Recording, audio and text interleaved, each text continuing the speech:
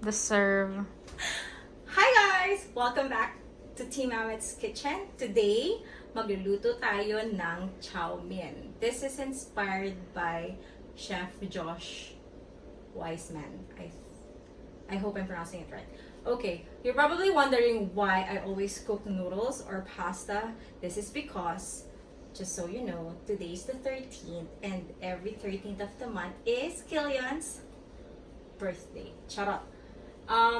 So yun, every month nagluluto ako ng new noodle or pasta dish because you know, noodles, long life.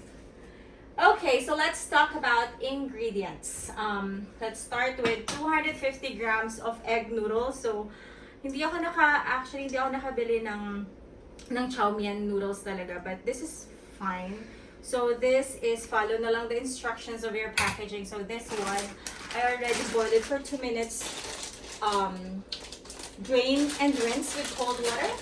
And then for vegetables, half of medium-sized cabbage, finely sliced like this.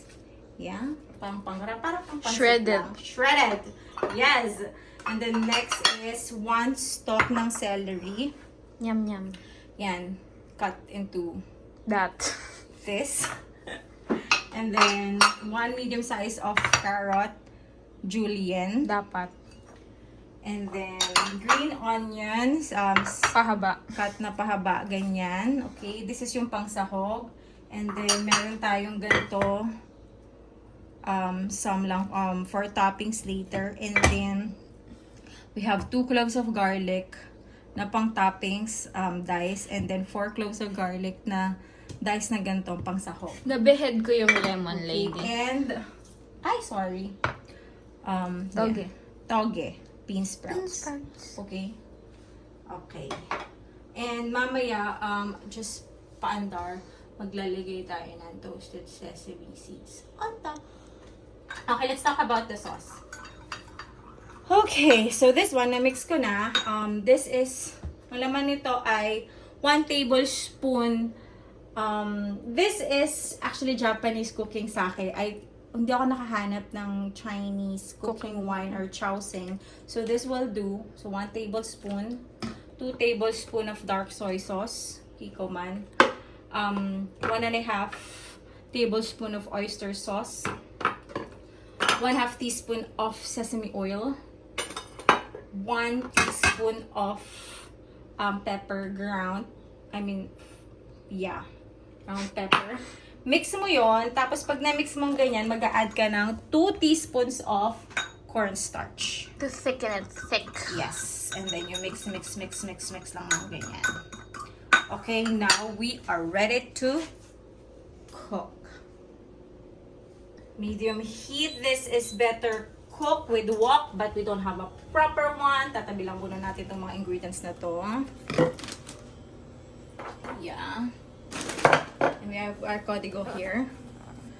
This is my cookbook. Charot! Okay. Alright, let's put oil. Alright, so mainit na yung mantika. Lulutuin muna natin yung mga gulay. So, carrots first. Your celery. And then your cabbage. Add na rin natin yung ating green onions. Yeah. Yes, feeling ko naman chef talaga ako. Do not be deceived. Hindi po talaga ako chef. Chef lang ako ng mga anak ko. Okay, stir fry lang natin yan na ganyan.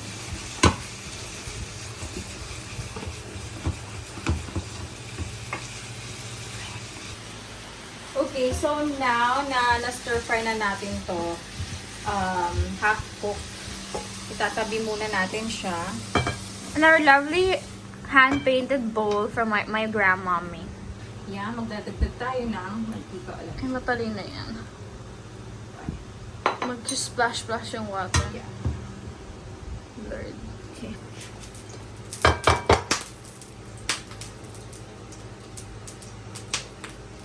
now na mainit na yung ating mantika at talsik-talsik na siya!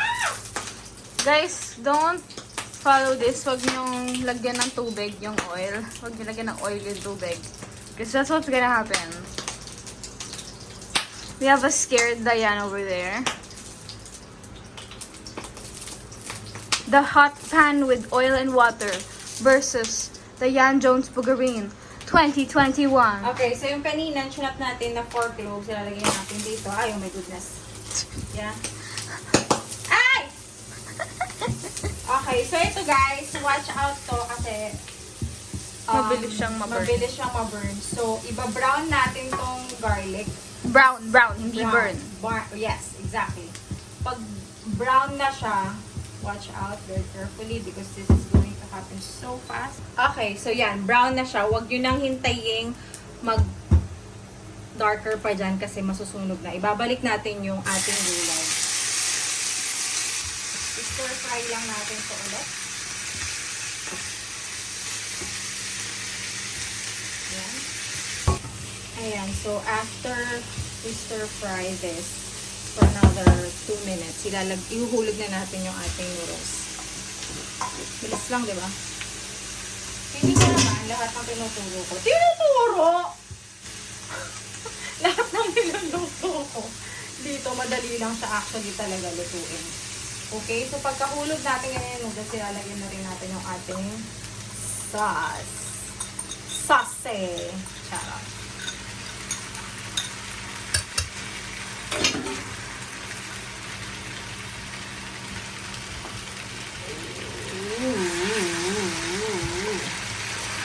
Tapos, pag medyo thick siyang ganyan, mag-add lang tayo ng konting water para mahalo natin siya. Okay. Madali lang. Okay, so now na, ayan, nahalo na natin siya, right? Ilalagay na natin yung ating toge. Napakadali lang nito, guys. Ngayon, mag-struggle na naman ako na haluin siya. Yan. Ayan. See you pag halo na siya. Okay. Okay, so now na nahalo na natin siya successfully with a little bit of struggle. Charot. Papatayin na natin siya. Tapos, remember kanina may tinabi tayo na chopped garlic na 2 cloves. Ayan. Ihahalo lang natin siya. Ganyan. Okay. Tapos na siya, guys. Ipi-plate na lang natin to. Okay. Huwag nyo na akong panoorin mag-struggle dito. See you sa plating. Now we're just going to plate. Napakadali lang, diba? Actually, para lang din siyang pancit, but Chinese style. Yan. Kala mo naman, may ginawa akong kakaibang plating. Pwede nyo rin pala itong lagyan ng any protein that you like. So, chicken, pork, tofu, seafood, shrimps. Ayan. Yeah. And then, going to garnish it with our green onions.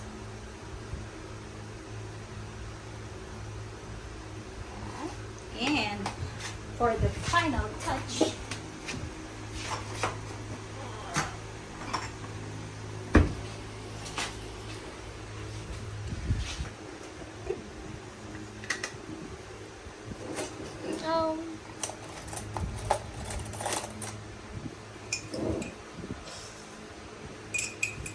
sesame seeds. Gusto niya yung fork yung ginamit niya? Yeah. Or evenly dispersed daw. Yeah. Alright. Bon appetit. Let's taste it. Tagal. Lahat ng pancit. It's chow mein. It's Chinese pancit.